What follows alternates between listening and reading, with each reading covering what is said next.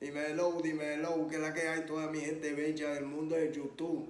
Te habla Miklo, one percenter desde Virginia, madre capítulo, Los Perros, puñeta. Mira, hoy tenemos un tema para todos ustedes que está bien pesado, garantizado a romper a todas las redes, ¿oíste? Mira, it ain't gonna be all that, but we do got a subject for you today that unfortunately I'm gonna have to address.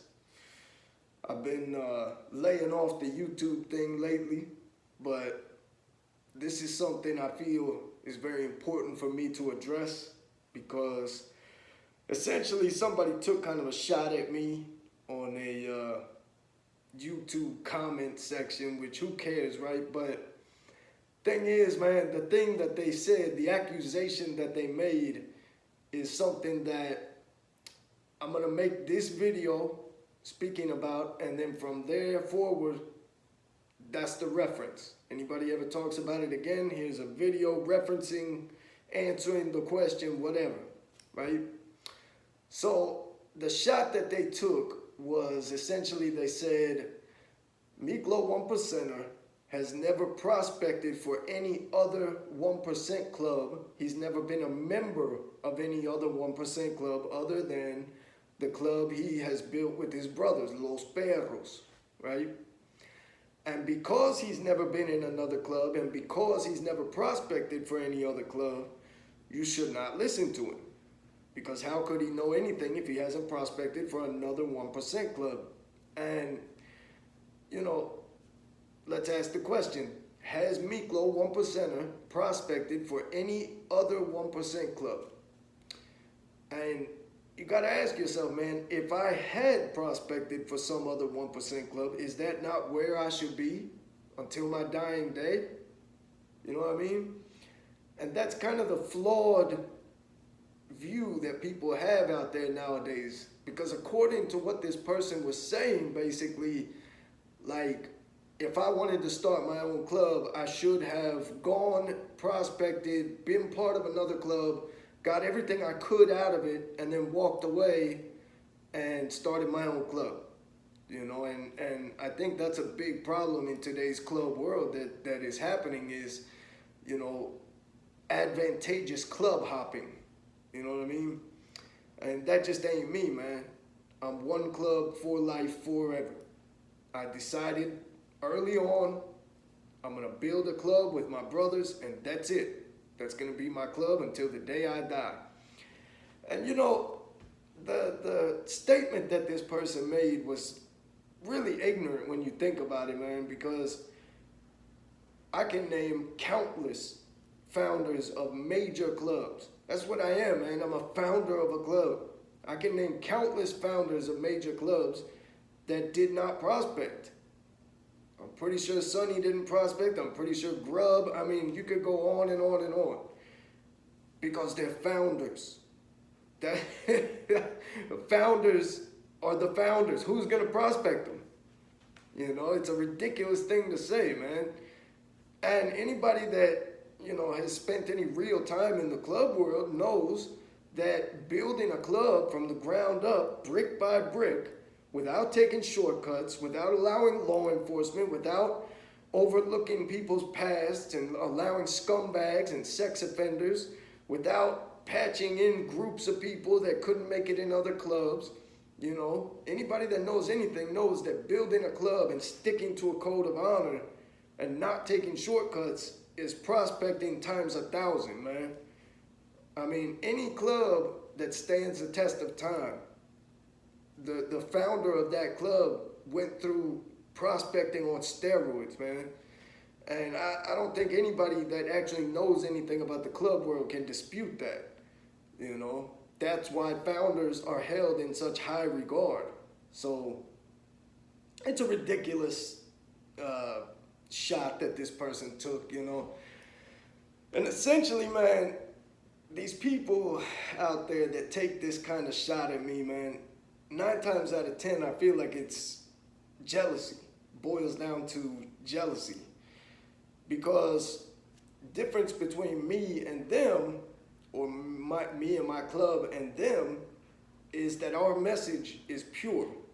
We have no ulterior motives. We're not out here trying to make money or sell, views or create clickbait or any of that shit, man. And I think that there's a level of jealousy, man, And at the end of the day, another thing that I think that upsets a lot of people is the fact that our message is the truth, and it goes against what they've been pushing all along. And in order to give us any kind of credit whatsoever for our message being the truth, it would involve them having to admit they've been wrong. And they're not going to do that. They are way too stubborn. So, they'll go down fighting. You know what I mean? Even whether or not they know they're wrong, unless they can somehow claim, credit for the whole thing, which, look, man, I don't care. Take credit. I've never been in this for glory. I've never been out here pushing this message, trying to get recognition or glory or money or anything like that, man. I'm out here doing all this because I actually care about this culture. I'm part of this culture, long term, I'm going to be here forever. As long as I'm alive, I'm going to be in my club. So I care about the good of the culture, I have no ulterior motives here. And, I think that comes through in our message and our words and our writing, And I think all of it adds up to create a level of jealousy, man. The truth in our message has been what has kept us going from day one, because the way that I got started in this was I was commenting on videos on YouTube, and essentially Black Dragon hit me up. Black Dragon and my brother Mikey 1%er hit me up, and they said, we want you to come write for us on this page. They were creating a page on Facebook to talk about MC stuff. We want you to come write articles for us on this page. I said, I'm not a writer. I've never written before. They said, all you got to do is write exactly what you've been writing in the comment section, and you'll do just fine. So I did. And essentially what happened was, very quickly, I started getting hit up, started getting messages from old school heavyweights in some of the biggest, most legendary clubs out there. They read what I wrote, they hit me up, they said, Miklo, what you're saying in your messages, what you're saying in your articles is what I have been pushing for the past 30 years. Don't ever stop. Don't ever stop pushing everything you're pushing, man. You have the potential to change the future for the better in this culture. Don't ever stop. And to receive a message like that, I remember the first time I got a message like that, it was from a dude that had like 35 years in a club that I have all the respect in the world for. Old school 1% club. And that first time that I got a message like that, man, it blew me away. But then they kept coming. 50-year members, 45-year members, 47-year members. It just kept coming, man. And not just those guys either, heavyweights from my generation. And had people not been, giving me that encouragement from day one, I would have stopped a long time ago. I know I'm going against the grain. I'm going against the system that has been created by, people that do have ulterior motives. People that are, in my opinion, are in this culture for all the wrong reasons. They've created this pyramid scheme scenario where, it's a big, rigid system, and it brings answers to a culture that is supposed to be mysterious. And, it has brought rules and a system to a culture that is supposed to be about true freedom, And essentially, what was once mysterious, what was once a culture of for those that get it, no explanation is needed. For those that don't, no explanation is possible. Now it's a scenario of every Tom, Dick, and Harry with a cell phone thinks they have a firm understanding of the entire MC world, right? And, you know, I have gone against that whole thing from day one. And I would have stopped a long time ago if I didn't have countless bona fide heavyweights hitting me up saying, Miklo, what you're saying is pure gold. You know, and the thing is these old school guys, man, they're not the types of dudes that are going to be coming out on the national stage telling everybody, listen to Miklo, listen to Miklo. You know, but if you pay attention, if you watch my message and read my articles and pay attention in that comment section and just pay attention, you'll see exactly what I'm talking about, man. And I think all of it together is what gets some of these people so upset, man, because their message from day one has been the patch makes the man, right? The patch makes the man doesn't make the patch. If somebody has a certain patch on their back and a certain patch on their chest, they are a walking deity.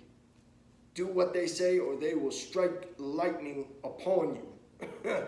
You know, and it's a sad thing, man, because that's the message of a fanboy, a fan of the culture, not a member of the culture, you know.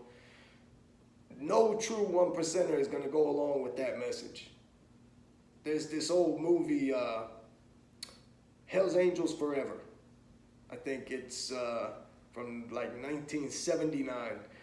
And one of my favorite parts of that movie is when he's describing a kid that is going to become a member of that club later on. He says, in every classroom, there's one kid. And he's a little tougher than the rest, a little rowdier than the rest. And as he grows, it gets harder and harder to cram bullshit down his throat.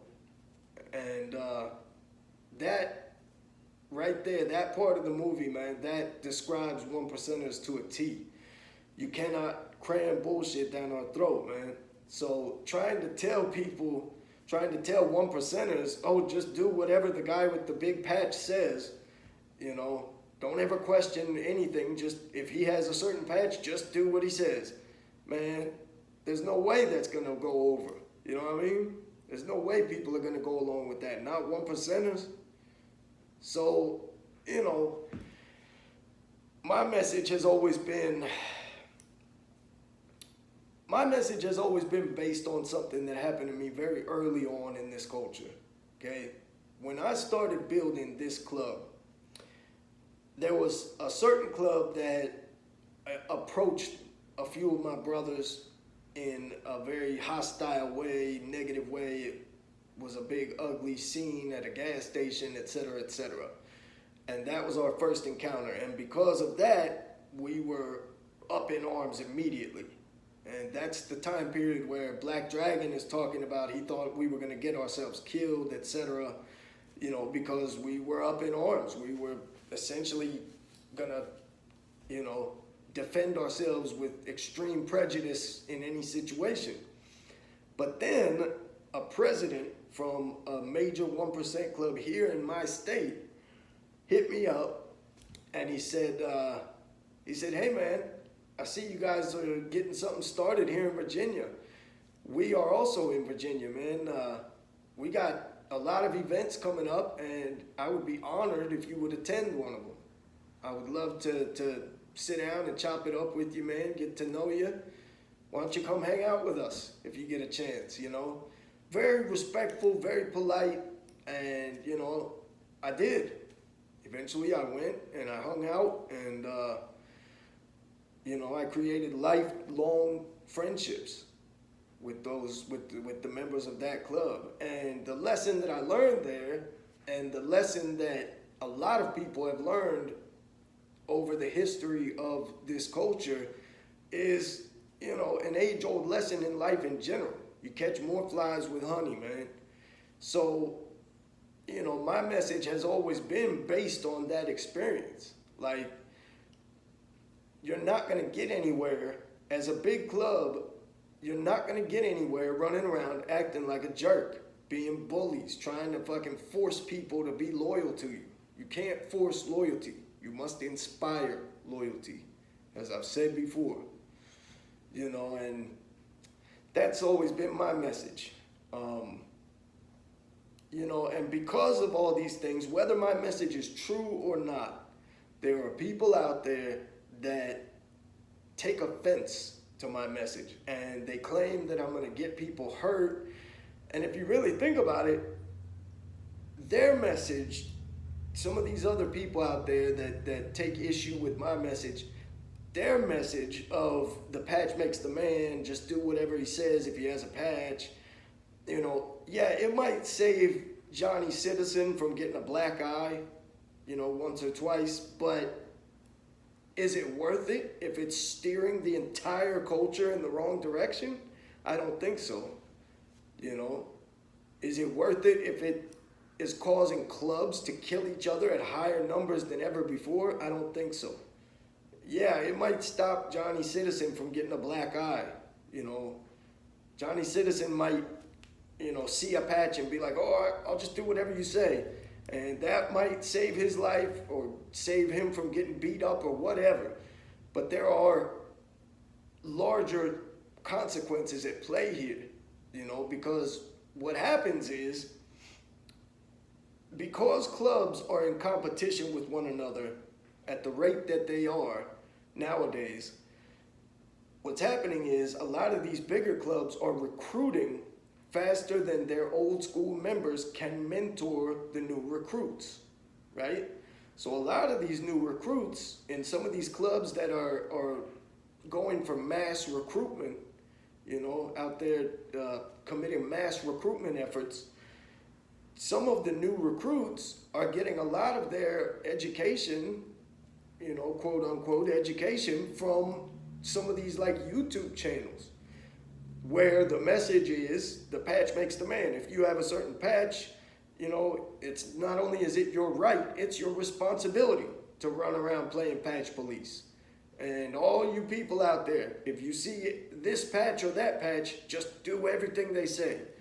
It's not worth dying over, So then you get this entire generation of young thunderheads out there running around saying, man, patch policing is what we do. It's just ask so-and-so over on YouTube, man. Patch policing is our fucking job. And next thing you know, they roll up on the wrong individuals, and it's gunplay at the gas station. Time after time after time after time. It's gunplay at the rally, gunplay at the restaurant, gunplay at the gas station. So these guys with the patch makes the man message, yeah, it may save Johnny Citizen from getting a black eye, but at what cost? You know what I mean? That's my thoughts on that. But, at the end of the day, man, it doesn't matter. I'm not here to bash anybody. I'm not here to channel bang, or name drop or anything even remotely close to any of that. I'm here trying to push my message. I'm here trying to help the culture, My man Black Dragon said it the best, man. Don't ever think that you know somebody just because you've seen them on YouTube on some video talking. Don't ever think you actually know somebody just because you've seen them on a YouTube video. You don't know me. You don't know what I've been through in life. You don't know where I come from. You really don't know me. I'm 37 years old, and I've been through a lot. You do not fucking know me. So don't be out there dropping my name, talking about, oh, Miklo didn't prospect for any other club, whatever, man. You do not know me, So, I mean, it's people have a tendency, and I get it, man. Some people, their job is to drum up drama, whatever. I get that, but I remember this situation with this dude by the name of Savage Studios. on TikTok. I don't know, I don't know what exactly transpired, man, but all I can tell you is what I saw was this dude, Savage Studios. He was a prison gang dropout, had a huge following on social media. He had one of those like prison channels.